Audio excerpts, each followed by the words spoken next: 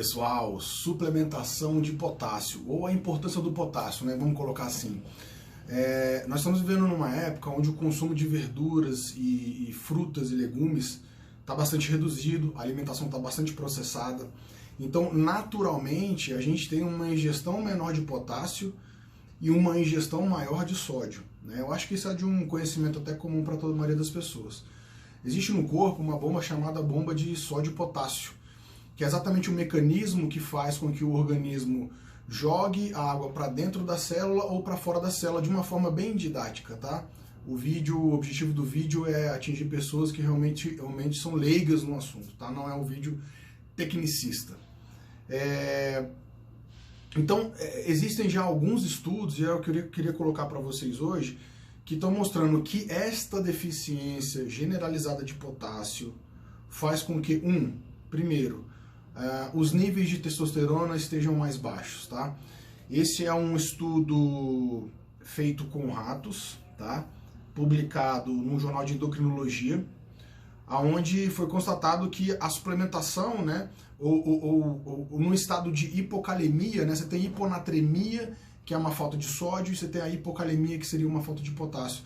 No estado de falta de potássio, os níveis de testosterona, eles são mais baixos, tá? Então anota essa daí.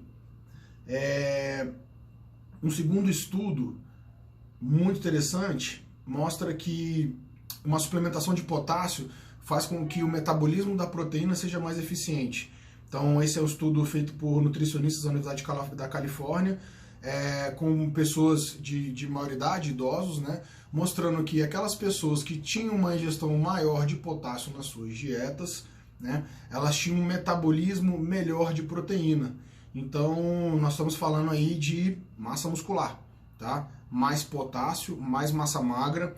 Um estudo publicado no Jornal de Endocrinologia e Metabolismo, também feito por nutricionistas, bem interessante, batendo em cima do potássio, tá?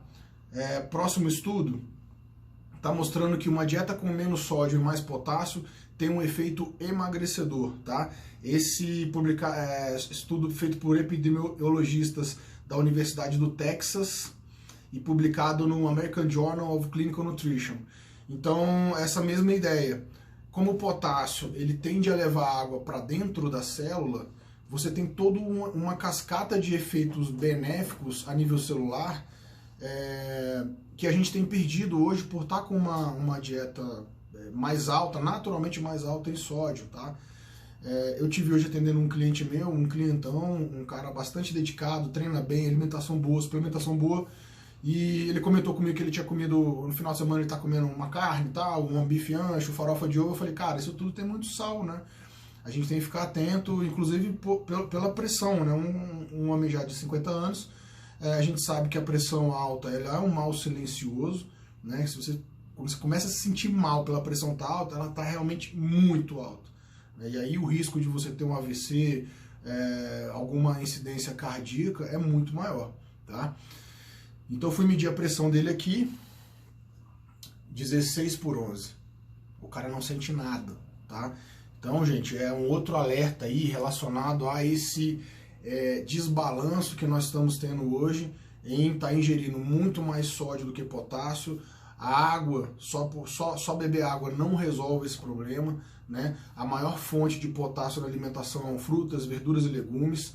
Então nós estamos ingerindo muito pouco, muito menos do que as 5, 6 porções diárias que é recomendado, tá? E nesse caso a suplementação ela pode ser interessante. Então eu falei para vocês do potássio para emagrecimento. E para fechar, um estudo mostrando que pouco potássio na dieta significa menores níveis de IGF-1. O IGF-1, para quem não sabe, é um dos hormônios mais importantes aí para a composição muscular, né? É um dos hormônios que fazem com que o GH faça seus efeitos no corpo, a nível de queima de gordura, síntese de proteína, né? Esses efeitos todos benéficos para quem treina. Então esse estudo feito na Universidade de Stanford, anos 90, mostrando que níveis inadequados de potássio, tá? Menores níveis de IGF-1 no sangue. Eu comecei a fazer uma suplementação com potássio quelado, tá? E aí, para quem não sabe, os minerais quelados, eles têm 4 vezes mais biodisponibilidade do que os minerais não quelados. Então a ideia de você tomar um mineral quelado é que ele tenha 4 vezes mais absorção, tá? Então você pode tomar uma dose menor e ter um melhor aproveitamento. Isso é algo bastante interessante, provavelmente mais econômico também, tá, pessoal? Então, eu acho que essa atenção para a ingestão de potássio ela é muito importante, seja numa pegada mais primária, que você dê uma atenção maior à ingestão de verduras, legumes e frutas, de preferência orgânicos, para a gente fugir dos agrotóxicos. Todo mundo sabe que o Brasil é campeão mundial de uso de agrotóxicos. É um outro mal que você também não vê. Você está ingerindo os alimentos muito bonitos, né, as frutas e os legumes com uma aparência muito boa, mas eles estão envenenados e estão envenenando a gente, tá? Então, partir para o orgânico é um caminho natural para quem quer viver muito, viver bem e envelhecer com saúde, tá bom, pessoal?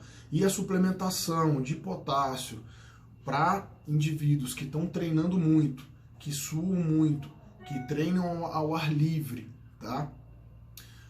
Que estão fazendo utilização de hormônio, que a gente já sabe que causa mais uma retenção de sódio no corpo. Então é interessante também avaliar com um profissional que te acompanha se de repente uma suplementação de potássio não pode ser interessante para você. Beleza, galera? Então fica essa dica aí, potássio. Obrigado por acompanhar. Até a próxima.